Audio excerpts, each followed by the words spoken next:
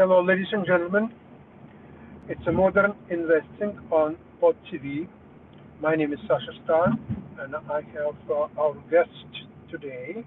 I hope all of them are here, but supposedly there are Dr. Milan Sombrak. Welcome to the show. Thank you for inviting me. Great to have you. And I believe we have Mike there. Welcome to the show, Mike. Yeah, thank you. Excellent. And we are supposed to have Jim Ead from Ead Foundation. Jim, welcome to the show. Thank you, Good Sasha. to see you. Good And to see you. I'm broadcasting from the car where I had to take my wife, Nava, to the medical appointment. So now she's here driving the car. Hey. And I'm free to. Actually, we'll see some probably nice sightseeing of Toronto. Next stop will be at Casa Loma, which is a magnificent castle right in the middle of the city. And it will be our pleasure to show it to you. So in the meantime, today is a normal week, normal Wednesday. Everything is up. Everybody is making money. Everybody is smiling. Right, guys? How are you doing today? Milan, what about you? Well, yeah, I'm making money because the market is up. But we're talking about investing here, and one of the considerations as an investment that's been mentioned previously was violins. And so I have an interesting story that I think you will enjoy hearing. One of my friends who played the violin in the Toronto Symphony for 40 years, just retired, and sold her violin for $25,000, having bought it for $400. Now, she bought it for $400 about 45 years ago, so it works out to an annual appreciation rate of 7.8%. Now, had she bought the American market as a whole, by buying an exchange traded fund which tracks the S&P 500, and SPY is an excellent choice, she would have done better. SPY, or the American market, over this period of time has, not inflation adjusted, done about 10%. But the interesting thing here is for her, that violin was a tool. Now, wealthy collectors often buy violins as an investment, but violinists use this as a tool. Now, ask a plumber, an electrician, a carpenter, a dentist, what happens to his tools? What happens to, they all decline in value. So the fact that this violin has appreciated, not as much as the market, is irrelevant because it was a tool which he needed to use. One of my friends, a violinist, also calls his violin retirement in a box. And so that's, I think, interesting. Now, the violin took 1.5 years to sell, and the commission was 20%. Wow.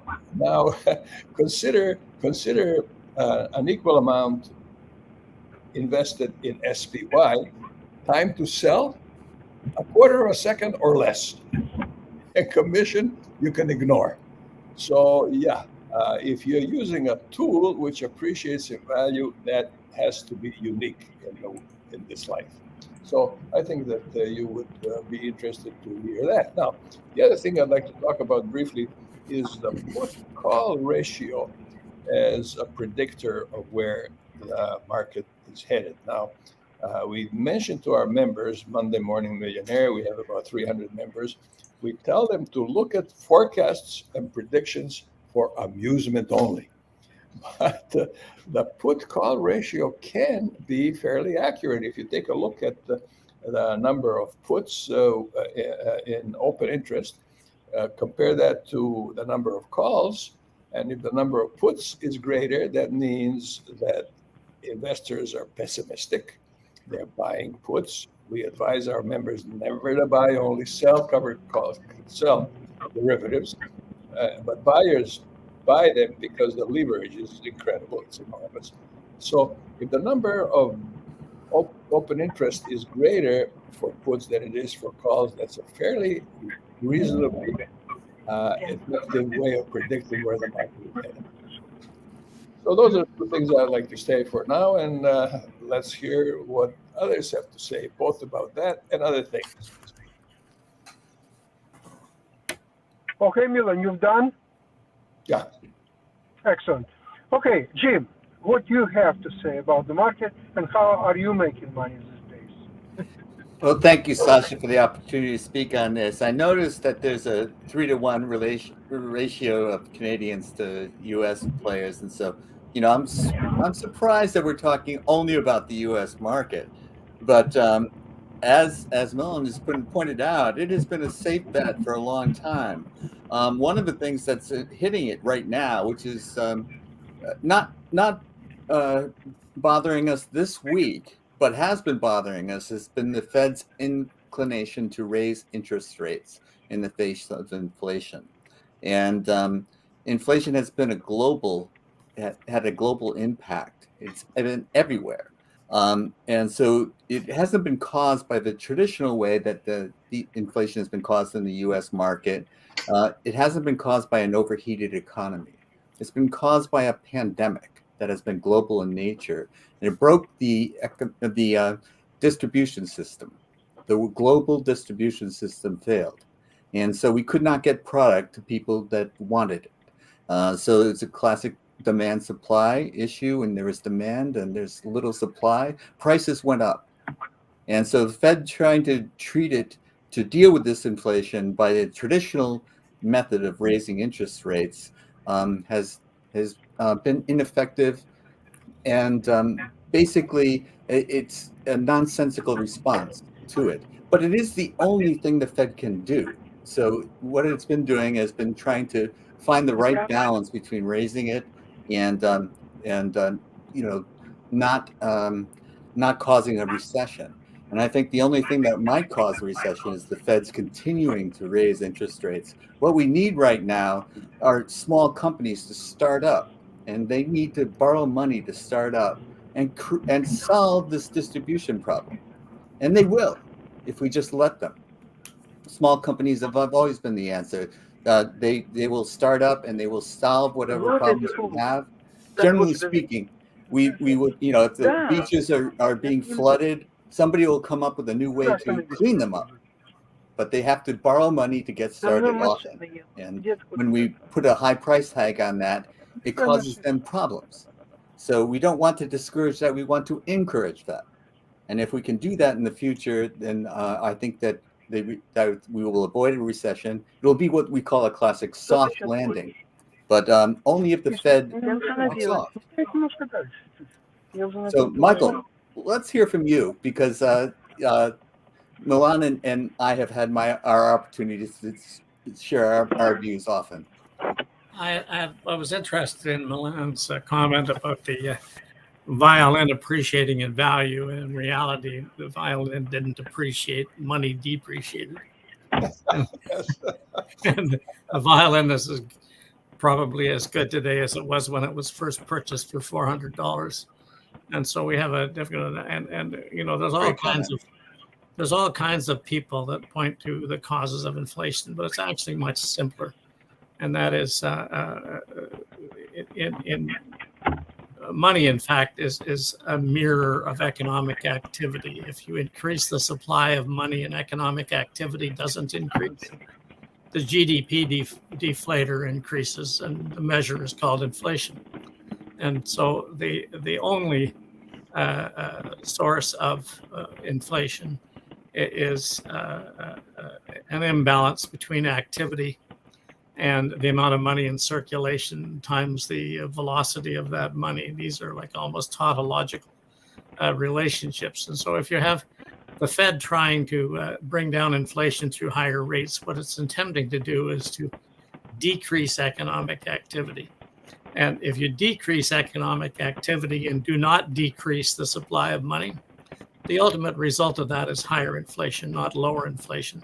Although you'll have a temporary period of low inflation as a result of the high unemployment and shutting down of businesses and so on, sort of almost depression-like results. And so that the solution to inflation is more economic activity and less government spending. And the solution that would, the only solution I can think of that would work in that respect is less government spending and lower taxes. So the government would still be running, but if you lower taxes, the more money is left in the hands of consumers, and the consumers will then buy things and start businesses and do things that will increase economic activity, and they'll come back into balance. If you don't do that, you're going to go through cycles. And when we look back and blame the inflation period on COVID and supply chain, and there's no doubt they were factors, a much more important factor is this. In 1921, globally, energy costs were 6.5% of global GDP. In 2022, they were 13%. That difference of 6.5% for energy prices is almost a mirror image of the inflation in the period. All of the other contributors were almost rounding errors. They all added to the problem. But what caused the inflation to accelerate was the continued government spending based on borrowed money, offset to the degree that, at least in this case, most of the borrowed money went to consumption. And so we had a period of time there where the inflation didn't emerge as badly as it might have. But of course, the people run out of the money once you give them a couple of $1 trillion and they start spending it. As inflation takes hold, their savings deplete, their credit card bills go up. But Michael, the spending, the government spending was a response to the pandemic. Yes, it was. All that stimulus money that came to the consumers so that it allowed them to live lives of dignity, that was inflationary. It was, and it was necessary. I'm not being critical of the. I'd be critical of a lot of the things that happened in the response to the pandemic, but I think the correct response, one that prevented it from becoming catastrophic economically, as well as was the high degree of government intervention. What it wasn't followed by, once the threat of the COVID disease itself had abated somewhat, was a reining in and a program to sustain or increase economic activity, while at the same time reducing government expenditures. I mean, basically, if you fired 1 million government workers in a period where there's lower taxes, they'd all find their way into private sector jobs and create something of value. Because my take on the economy is always the same, and that is that Adam Smith said it 200 odd years ago: wealth is created by altering the shape of matter near the Earth's surface. All other human activity is either irrelevant to wealth or is involved in the redistribution of wealth. Even services, they can make you feel well, but they can't give you something you can leave to your children.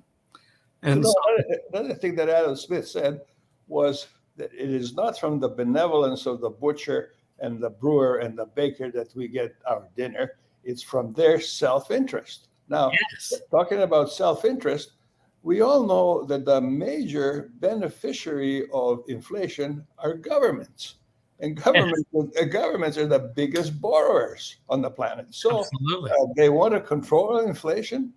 They won't do as well as if it continues. So look at what people do rather than look at what people say. And so the governments are talking about controlling inflation. They benefit from it. They must, as a matter of fact. They can't balance their books without it. Well, the other people that benefit from it are major corporations. What we're seeing is that people are pricing accordingly. They've seen that inflation has made the consumer price insensitive. So they've raised their prices because they can get away with it. So these corporations are playing with the house money as well. I agree with that, Jim, but limited by some hard data, and that is the return on capital of industry has not materially increased despite the higher prices. That if industry is actually gouging and contributing to inflation, that manifests itself in higher returns. But we're not seeing that. what we're Oh, seeing. we're seeing record returns in many companies. Oh, yeah, in many companies, but not across the total spectrum. Sure, there are some companies that are gouging. There's other companies that are suffering. I mean, it's a bit. That's correct. I always like to look at things as a total system rather than looking at making the fallacy of composition by picking individual actors. I understand. And I think that one of the biggest problems we have is that corporations have been spending money buying back shares instead of expanding capital. Exactly. And that part of it is driven by a poorly constructed and improperly regulated compensation system that rewards earnings per share for many senior executives who become very wealthy by buying back shares instead of investing in new equipment and robots. I couldn't agree more. That is one of the things that I try to emphasize on this show, and I really appreciate you pointing it out, because the compensation has been part of the problem. And when we talk about taxes, I'm all for lowering taxes on citizens who are just scraping by and allowing them to consume more. That is an economic stimulus. I like that. But when we lower the taxes for corporations, what they do is instead of building factories and employing more people, they send the jobs overseas, or they they give it to executives as part of their compensation, or they buy back their stocks. So this has never been effective. All of those things are true. When they buy back their shares, all shareholders benefit. So when you see that corporation is going to be buying back its shares, it's a good time to invest in it, regardless of what their fundamentals are. Yeah, Milan and I disagree on that, and I mean it with the greatest of respect for his. Yes, of course. His wisdom in investing. What I think is that the corporations, when they are taxed, they don't actually pay taxes; they collect taxes. All taxes are passed on in price, and so it's got two really bad consequences. One of them is the idea of tax corporations, because they're greedy and run by greedy people who are avaricious and rapacious in their pricing and so on, is not supported by the hard data. What it is instead is prices go up as a result, and the penalty, it's really a tax on the poorest in society who consume the largest portion of their income. So in an ideal world, corporate taxes would be zero. And the games that go on with respect to the whole industry we've created of people developing both compensation schemes and tax schemes to benefit from playing the tax game is wasted activity, where the minds could be directed towards designing better products, building more efficient factories, and so on. So Michael, I'm following what you're saying, and I actually fundamentally agree with what you're saying. The issue that I see, and especially if you look at it just as the systems, you're overlooking the fact that some of these corporations have become monopolistic. Absolutely. And this throws a monkey wrench into all of this. Yeah, well, that is where regulation should play a role, and it has not been very effective. I've no dispute about that at all. I think the sort of corporate bad behavior should not be conflated with the economic contribution of them. That it has to be stamped out. My concerns are at the level of securities regulation, for example. Investors have very little remedy for activities by management to feather their own nest at the expense of the corporation. I would like to ask you a question, please. So what you're saying is that when the corporation makes a lot of money and buying back its own shares, which mathematically speaking, I agree with Milan, is good for shareholders, because there is earnings per share will be much more efficient if there are less shares outstanding. However, you're saying that this is not a good situation, perhaps. But then Milan always saying about the corporations when they're making lots of money, and if they are paying dividends, there are only two things when corporations can deal with excess money, is to buy back their own shares and pay dividends. I don't know number three. It's not available to me, at least. Tell Well, I me can if tell I'm you wrong. what Milton Friedman would tell you is that they were supposed to build more factories. They're supposed to employ more What do people. you mean? What do you mean? There is a certain market share that this company has achieved, doing very well, and so start capital expenditure with unknown and very risky result is something that I would sell the shares immediately as a corporation that wants to do. But that is something else. That is number three. That No, is something else. And classic economic theory would teach you that. Yeah, That's well, what they do with new money. they're all good. They're all good points, and people. Wait a second. I think you're mixing all things up. Let's talk about why I'm interested in a certain company. It's either that I'm already a shareholder of this company. In this case, both the buying back its own shares and increasing or declaring dividends is a positive thing for me. Or I'm considering to buy shares of this company, and both developments also, if they will ever happen, also would be a good thing for me as a shareholder. Otherwise, I'm not interested in that corporation, and it would be a colossal waste of time for me to figure out what this company is going to do next, right? You said you don't know on number three. You know these two characteristics that are important to you. You don't know number three. Here's maybe not a number three, but an interesting perspective on all these things. During the times of Egypt, they used to bury a lot of treasure and wealth with the pharaohs to use in their next life. Now, the grave robbers, while they were committing a crime punishable by death, were taking that treasure back out of the pyramids and putting it back into circulation. So today, people who cheat on income taxes are benefiting society as a whole, unquestionably, because the money that they don't pay by cheating will be more effectively used than if left in the hands of government. I'd like to comment on Sasha's point because he's got a perspective that many investors buy into, and it's this. Investors don't benefit from higher stock prices. They benefit from lower stock prices. I'll take that controversial point of view and develop it. That if you buy a stock and you intend to sell it because it went up in price, some other investor will take your place. And between the two of you, you'll incur taxes and commissions and transaction costs. But the level of economic activity that's creating the wealth is unchanged by it.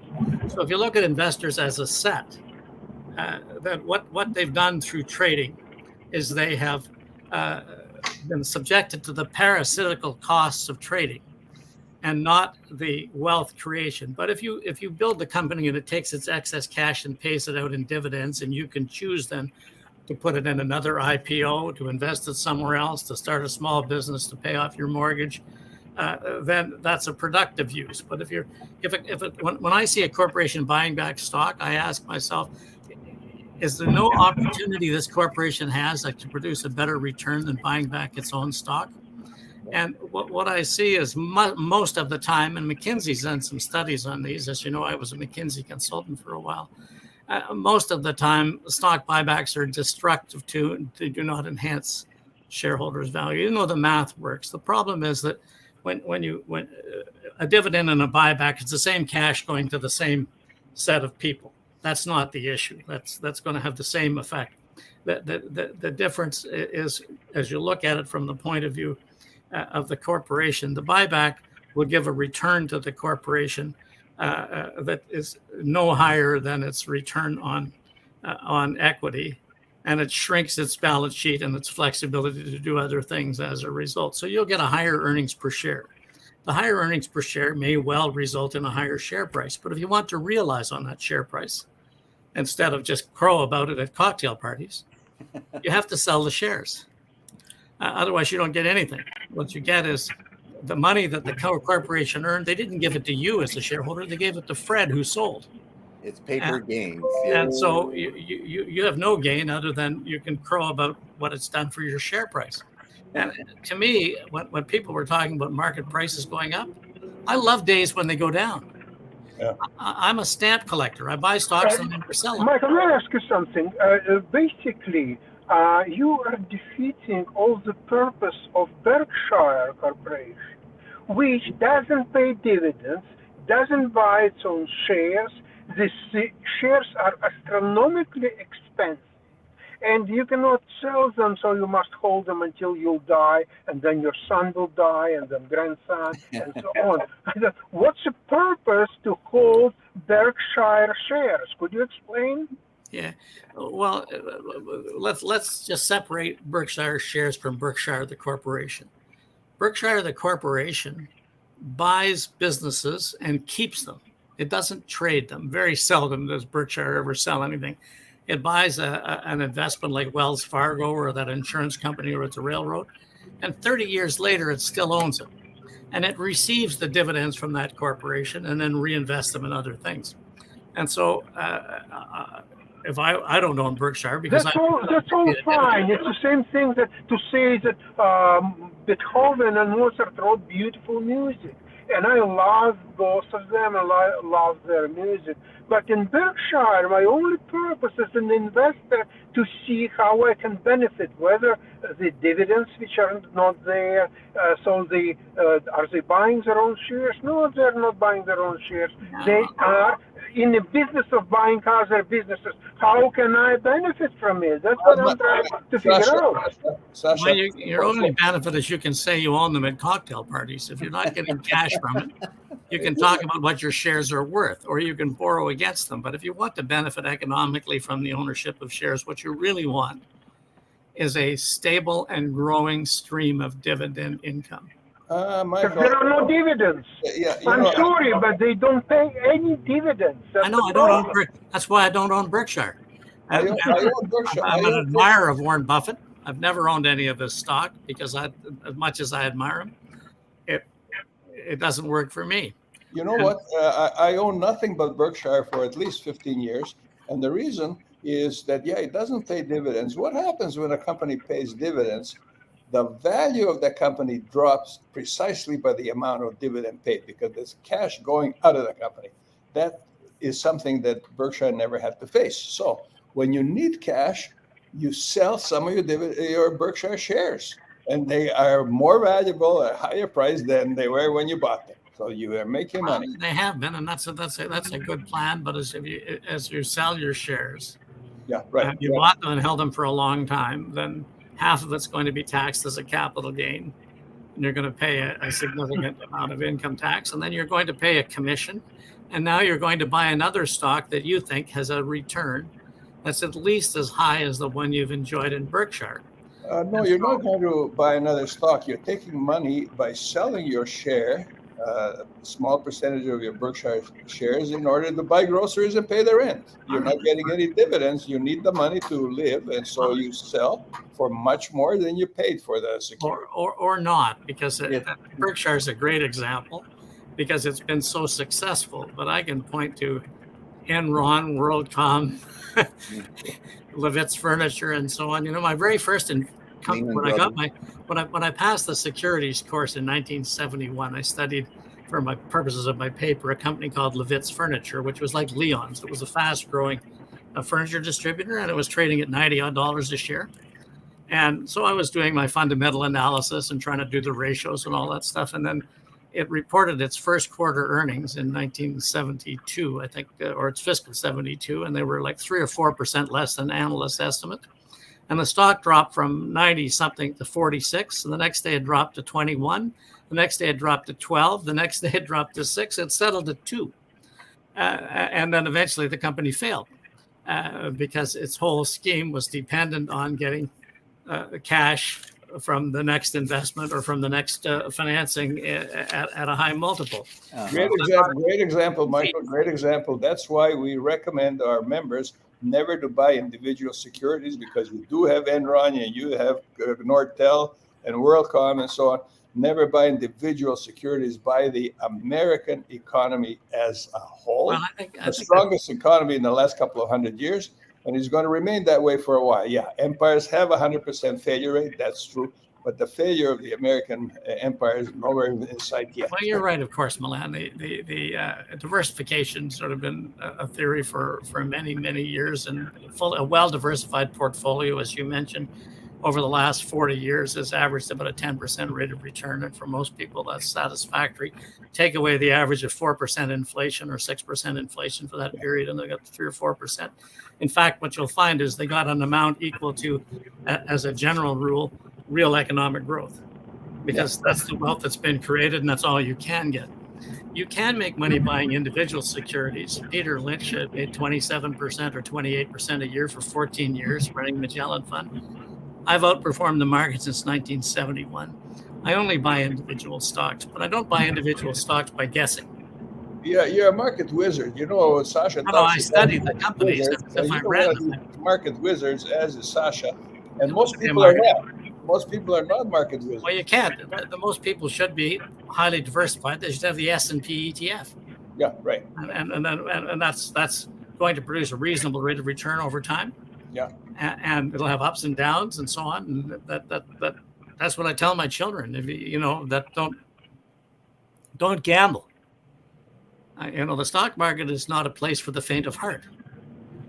Well, let me tell you this. Now we know there is a rebalancing of Nasdaq 100 because 7 stocks dominated the index, and they generated well over 50% of their profits in that. So it's going to be rebalanced. Should I tell you the names of the 7 stocks? We know the names. We know the names of Amazon, Facebook, Apple, NVIDIA, and so on. That's the argument in favor of owning the S&P index. You don't have to be right. You're going to get a little slice of NVIDIA, and a little slice of Amazon, a little slice of Apple, and so on, and you'll have a few bad ones, but on average over time you'll get 8 or 9 or 10%. If you're smart enough to buy Apple and keep it, you'll do very well. Michael, I was saying in my previous programs, there are 2 options. One is to buy S&P 500, which is very safe, it's very steady, and it will go and produce 6% or 7.5% or whatever it might be. Or you can discard 499 stocks out of 500 and own 1 stock, NVIDIA, which moves very often 10% a day, sometimes much more than that. It's moving up very nicely today after a run from Jim, if I'm correct, from $120 to $440 in a matter of a few months, right? So then who needs S&P 500 to have NVIDIA? I'm so sorry. And, I'm asking myself the same question because I have a core portfolio where I don't have NVIDIA because it doesn't pay dividends. And I have all kind of garbage which pays dividends and high dividends. But it's not moving at all to my regret. So how to deal with that? You're going to tell your people, you know what, you're right in one thing. I found I was in different parties last week, and I found that most of the people, they don't have trading accounts. They have some ETFs with their brokers, with their advisors, with whoever they are, but they don't trade, period. They don't have even trading accounts. So for these people, it's almost like, okay, if somebody is walking with scratches, can you talk to him, okay, you just run 500 meters, I want to see how well you run. You're not gonna annoy people and tell them incredible and quite abusive in a way things. So you say, oh yeah, you're doing very well. Yeah, you're in good hands. Oh, did you make last year? What, 3.5%? Wonderful. Oh, you lost 40%. Oh, that's not so good. Okay, try next year to lose only 35%. You do better, and then you learn how to do it properly. So, we are in different universes. You're trying to compare someone who drives a 25 years old Chevrolet with somebody who drives a Porsche. There's no comparison. You just don't even compare it. If you buy an index fund, you get a little bit of the Porsche and a little bit of the Lada as well. Yeah. But I have to. You're a Lexus or something. I should say this about the market today. We're in a serious economic situation worldwide, and particularly in North America right now. if the banking system in the United States hadn't persuaded the regulator to let them have treasury securities on a hold to maturity basis where they don't write them down. If they mark to market their treasury holdings, they'd have negative equity for the whole system. There's 2.4 trillion of equity, and the mark to market losses are greater than that. And so the banking system is fragile there. It's fragile in Canada as well. In Canada, we have something like 1.5 trillion of residential loans, and that right now something like 25 or 30% of them are not paying monthly. They've got extended maturities or negative maturities where they're capitalizing the loans. As rates go higher, they just went up another quarter point today, and I think they're going to go a lot higher before this is over. Michael, very quick question to everything what you say now and what you said before in the program. How does it help people, ourselves, to make any money? The best way right now is to hold a significant amount of your portfolio in cash and be patient. The market is inefficient. Okay, that's wonderful. Okay, that's all what you have to say. We don't need analysis of economy and interest rates and all that stuff. Leave it to academicians. There are people, they will write dissertations and they will become a master of arts and all that stuff. We don't need this at all. All we need is, okay, there are trillions of dollars of changing hands daily. All we want to do is to scratch a little bit of that to ourselves. 100,000, maybe half million, just something. We are not greedy people. So you want to scratch it from somebody else. I don't care. I don't care. I have my trading account. When I buy stock and sell stocks on my trading account, I don't care who is on the other end. I don't care whatsoever. But my point is, investors as a class can't do that. Michael, I'm not interested in investors as a class. I'm interested only in myself to be profitable and make money. That's end of story. Full stop, period. Question from Michael. Investors as a class and Sasha Starr as an individual, can they make money only selling derivatives by selling covered calls on SPY, the expiry date 1 week, and selling cash secured puts on SPY, expired date only 1 week away? Maybe. They can make money doing that. A lot depends. Maybe it's a strategy that people can try. It sometimes works, it sometimes doesn't. There's a lot of I'm, as you know, a very academic investor. I'm sort of like I'm not a speculator as much as people would like to think that I am. But I read voraciously. Basically, stock prices and returns are log normally distributed. That there's a way of measuring within boundaries what the standard deviation of the expected return is going to be over the next 3 to 5 years, and you can decide whether you like it or don't like it.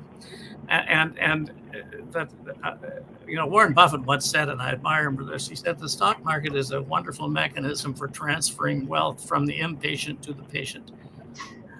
But in the current situation, I tell my children, who are quite wealthy, most of them, is keep 25 or 30% of your investable money in cash. You can get 3 or 4 or 5% on short-term securities. It's going to be negative when you take into account inflation, or it's going to be a break even.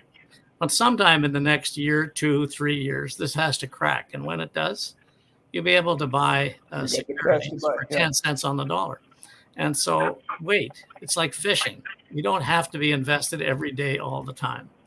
And so I'm in and out of the market over my many years of investing, because in 1987, while I was managing a portfolio of 150 million for the company I had created, the Enfield Corporation, and the market crashed that year, and on my 150 million, I made 110 million. So that's like, I've had good years and bad years. That was a particularly good year, and I wasn't welcome at most cocktail parties. Mm-hmm. And you made that money by selecting stocks correctly? Yes, I selected basically most of it. About half of it I made by investing in natural gas drillers. Well, As you the know what? You gas know what? price is very low. You're one of these stars, which people like me are not. Well, I was lucky, but I was also did a lot of due diligence on the companies I invested in. Right. Well, let me ask you, Michael, can everybody do that? The No. answer is no. The answer No, you is no. can't do it. I mean, I can do it now because I'm retired, and I could do it back then because I never worked a long day ever in my life. I always delegated all my work to other people that had more competence than me, so I always kept my agenda open.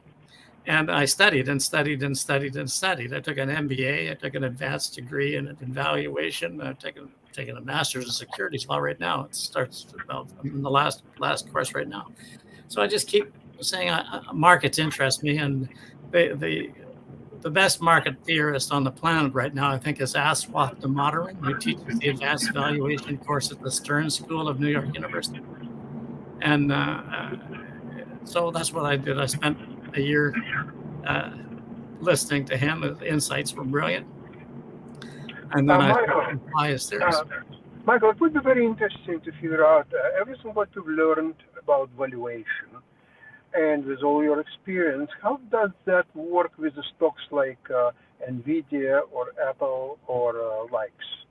NVIDIA is overvalued. For it to justify its current value, it has to become a very, very much larger corporation very successfully. But it's in an area where there are some serious competitors that it has the edge on right now. Right. But they're betting they can stay ahead of, for example, Intel or Qualcomm or Broadcom or Taiwan Semiconductor and so on. And there's lots of people playing in that game. So, there was a time when people thought NVIDIA was going to fail. And so, yes, these are. So, if I was interested, obviously, in my view, semiconductors are going to be a big part of the future of industry. And so, I wouldn't own just NVIDIA. I would own a little slice of all semiconductor manufacturers. And if I had to pick one, I'd pick Intel today because it's close to book value. It's out of sorts. It has extraordinary technology capabilities, and people are down on it. That's wonderful that you say that, because that's exactly my thinking. And so I own Taiwan Semiconductor, I own NVIDIA and AMD. And now you're making me think, well, what I've been telling people is when a good company is out of favor, that's when you buy it. In the late 19th century, the darlings of the investment world were automobiles. There were 2,000 automobile companies. Yeah. But by 2008, there were 3 left. Of those 3, 2 went bankrupt. Who could have in the 19th century picked out Ford as being the winning company? You're picking out individual stocks now. Are you able to pick Ford out among all the others? I want to pass on a book you should all read.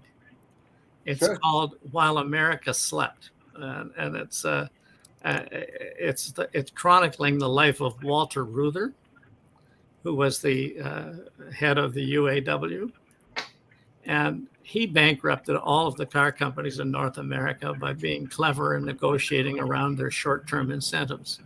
He entered into agreements with them that allowed Roger Sloan, for example, or Roger Smith and Sloan and so on to make their a quarterly income at the expense of future pension increases, indexes to inflation, and so on. And by the time, I think he bankrupted San Diego, as well as there's no way that General Motors could ever have satisfied its pension obligations by the time it went bankrupt.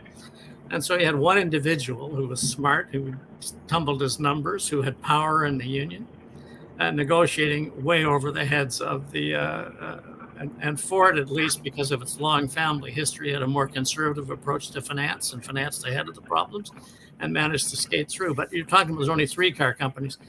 There's a world of car companies. And if you had to pick a car company today to invest in, don't look in North America. Tesla's doing very well and will continue to do well. But I think Toyota is probably the least valued. They're not going all in on electric. They're going to hybrids.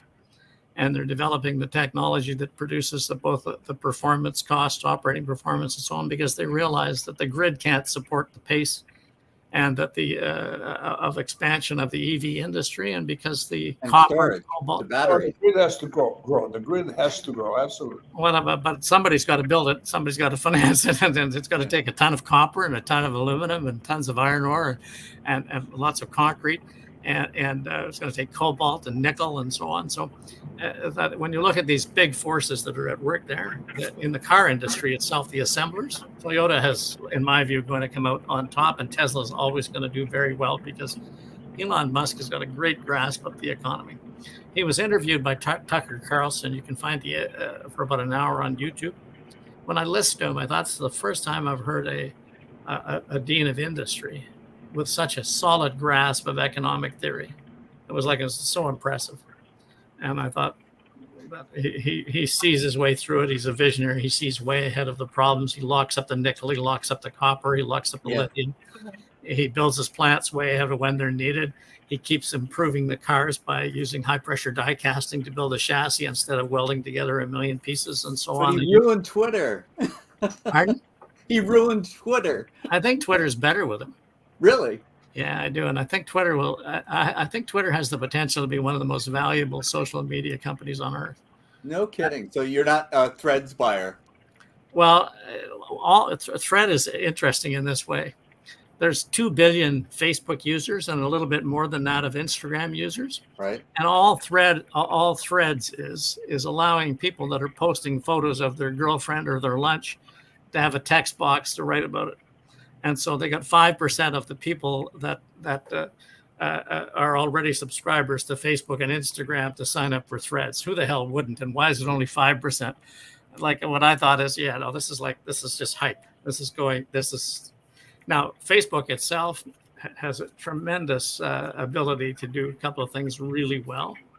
And it is still undervalued, although it was really undervalued a year ago. And that is, what it can do is target by demographics and income and postal code and so on, the people you're advertising to. Yes. I ran for mayor in Collingwood 5 years ago, and nobody knew who it was, so I didn't really run. I walked. I didn't. All I did though is I used the Facebook ads to target everybody that had a Facebook account in Collingwood, and I got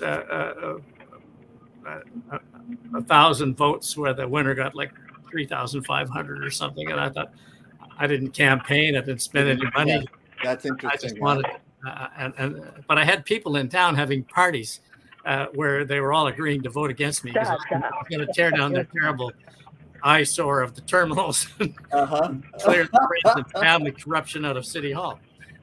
The only people who knew you were against you.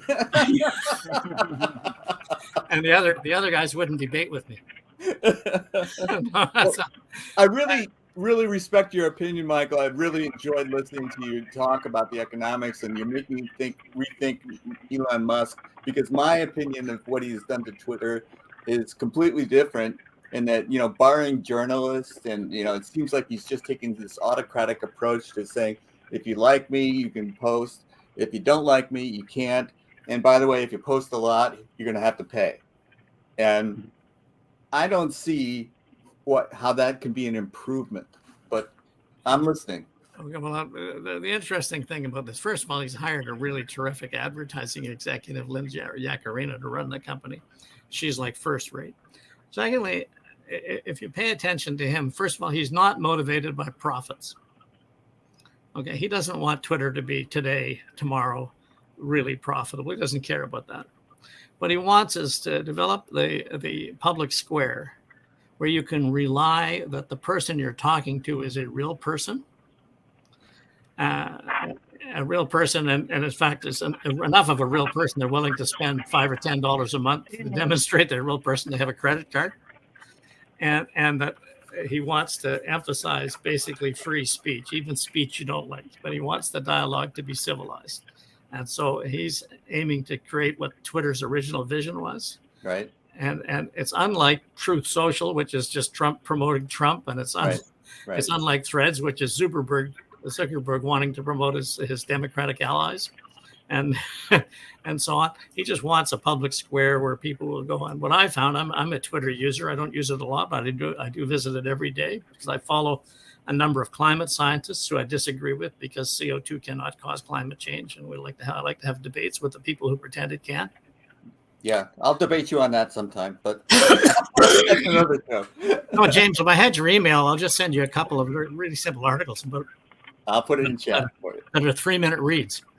And I can demonstrate by simply applying the laws of physics and thermodynamics that it's impossible.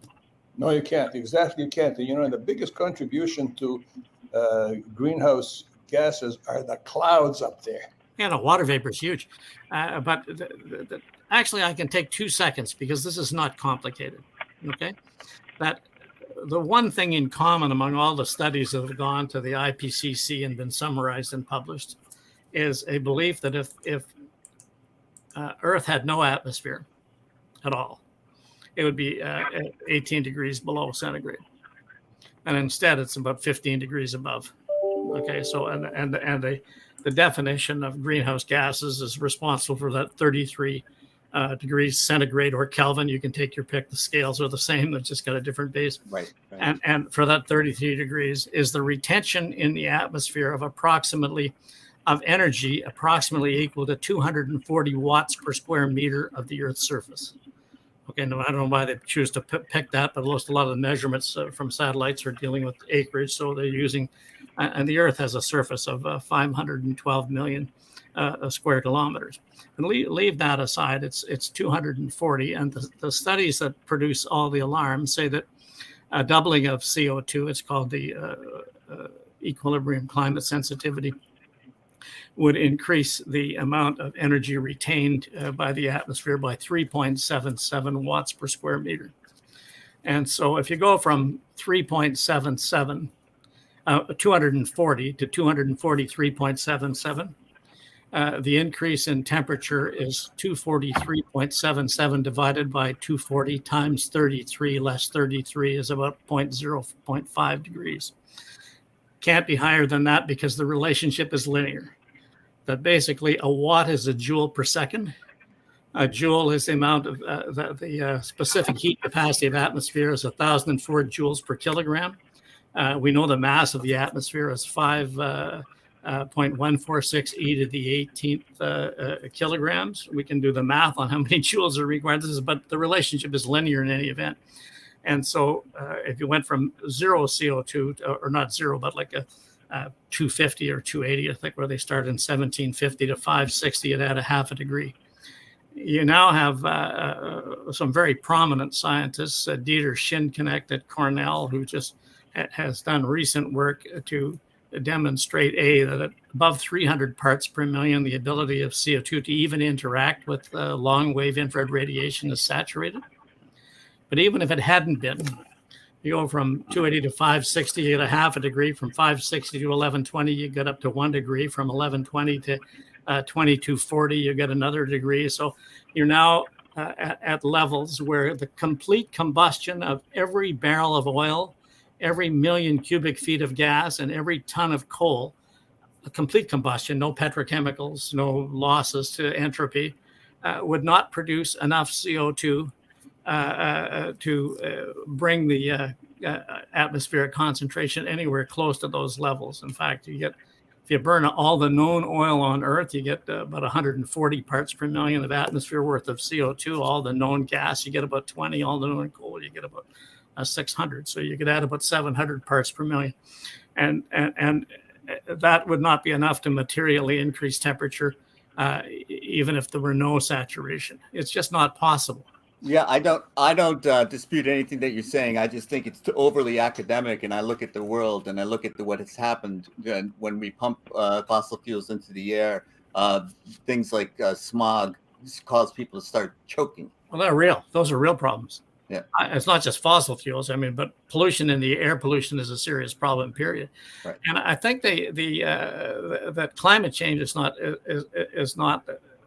It's a political science. It's not the laws of physics. But I do think that China, for example, moving very heavily towards electric vehicles is really to get rid of the smog, and it will effectively do that. But bear in mind, the energy has to come from somewhere. It comes from coal in China. Yeah, well, it comes from coal.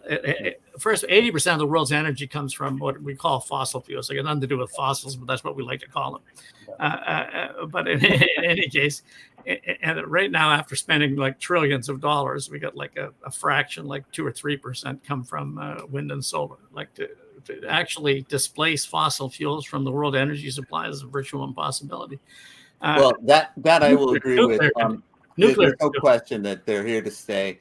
And Sasha, I know we're running out of time, but I was very patient. I wanted everybody to have its say. Yeah. Michael, thank you so much for all your valuable information. It's a great pleasure to hear that, and I'm looking forward to next Wednesday. Hopefully, I'll be in a normal setup, and we'll go from there.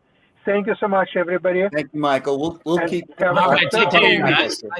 I may have to drop out next week and later. I'm just my last course for my law degree is starting up, and I'm not going to be available. Okay. But send me the papers and the email address so I get your email so we can. Yeah, Jimmy at Comcast. Mine is michael.blair@gmail.com. It's not so complicated. Okay. While America Slept is the book to read, right? That's what I'm going to read. Okay. Yeah. Thank you all. Have a great Thank week. you. Bye-bye, Thanks. everybody. All right, bye-bye. Bye-bye.